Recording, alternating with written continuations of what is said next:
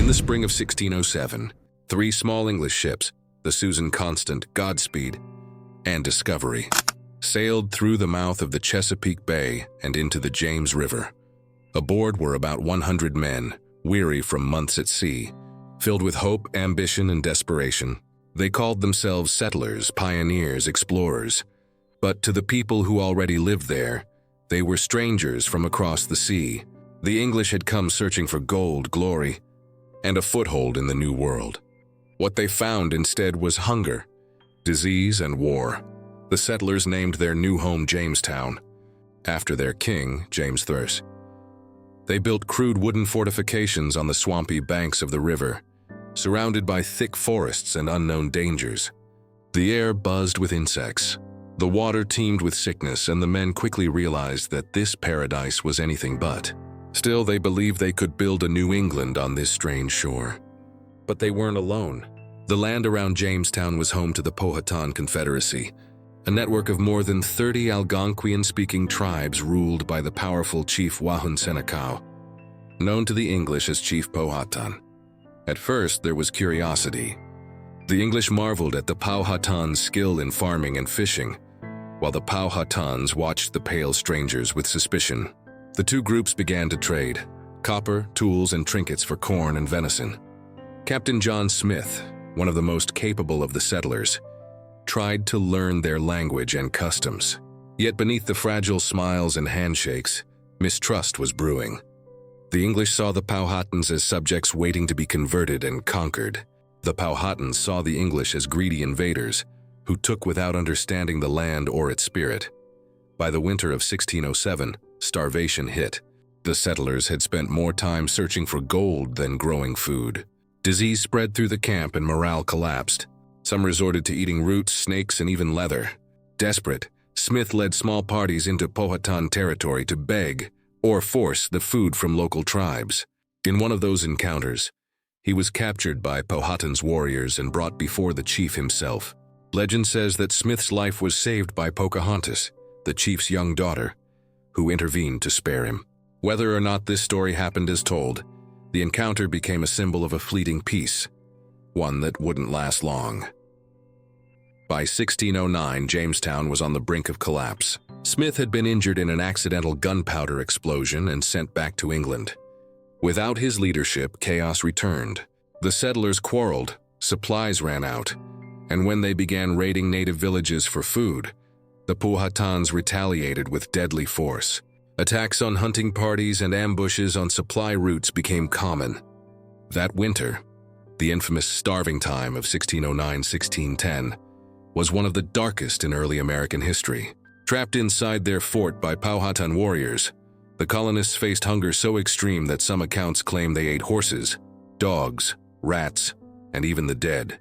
Out of 500 settlers, barely 60 survived the winter. In 1610, new ships arrived carrying supplies and a new governor, Lord de la Warr, who brought not peace but orders for war. The First Anglo-Powhatan War had begun. De la Warr and his men launched brutal attacks on nearby tribes, burning villages, destroying crops, and killing anyone who resisted. The English used tactics meant to starve the Powhatans into submission, while the Powhatans used guerrilla warfare, ambushes, traps, and swift retaliation. One of the most notorious incidents was the Paspahegh massacre in 1610, where English forces destroyed the village, killed its inhabitants, and executed the chief's family. For the next few years, the region was trapped in a cycle of violence.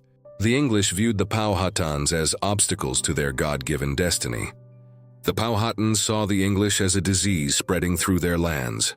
Yet amid the bloodshed, a strange moment of peace emerged. In 1613, during one of the English raids, they captured Pocahontas, the daughter of Chief Powhatan. Rather than kill her, they held her hostage. During her captivity, she learned English, converted to Christianity, and took the name Rebecca. She later married John Rolfe, a tobacco farmer whose crop would transform Virginia's economy. Their union, part love story, part political alliance, brought a fragile peace that lasted several years. The Peace of Pocahontas, as some called it, allowed Jamestown to flourish. Tobacco became the colony's golden crop, and ships filled with settlers began arriving from England. Jamestown grew from a struggling outpost into a small but thriving community. Yet beneath the calm, old wounds remained. When Chief Powhatan died in 1618, leadership passed to his brother Opichancanoughs, a fierce warrior who had long distrusted the English. He watched as tobacco fields spread across native lands, forests were cut down, and the settlers expanded without restraint. To him, the English were not neighbors, they were conquerors. By 1622, Opichancanoughs decided to strike. He planned a coordinated assault that would drive the English out of Virginia for good. On the morning of March 22, 1622, Powhatan warriors entered English homes and farms, pretending to trade and share food. Then, at a signal, they attacked. The ambush was devastating. About 347 colonists were killed, nearly a third of the English population. Families were slaughtered at breakfast tables, plantations burned, and the colony thrown into panic. Only Jamestown itself was spared, thanks to a young Powhatan convert named Chanco, who warned the settlers of the plot the night before. The English response was swift and merciless. They called the massacre proof that the natives could never be trusted, and launched a campaign of revenge. Villages were burned, fields destroyed, and survivors hunted down. In one horrific act of retribution, English soldiers poisoned food and wine given to a Powhatan peace delegation, killing 200 people. This was the Second Anglo-Powhatan War, and it would last for a decade. By the war's end, the Powhatan Confederacy was broken. Opichancanoughs was captured in 1646 and executed, his death symbolizing the end of native resistance in Virginia. The English crown soon took direct control of the colony, making Virginia a royal colony in 1624. The Powhatans, once rulers of the Chesapeake, were reduced to a handful of small, scattered communities living under English authority. Their lands were taken, their people enslaved or displaced, and their power shattered. Yet the story of Jamestown is not just one of conquest. It is also a story of endurance, of two worlds colliding and struggling to coexist. The English learned to survive in a harsh new world, but only through the knowledge, food, and land of the people they displaced. The Powhatans suffered unimaginable losses, but their descendants remain in Virginia to this day, keeping their language, heritage, and memory alive. The Jamestown conflicts were the first battles of European colonization in North America, the beginning of a long and tragic pattern that would repeat itself for centuries.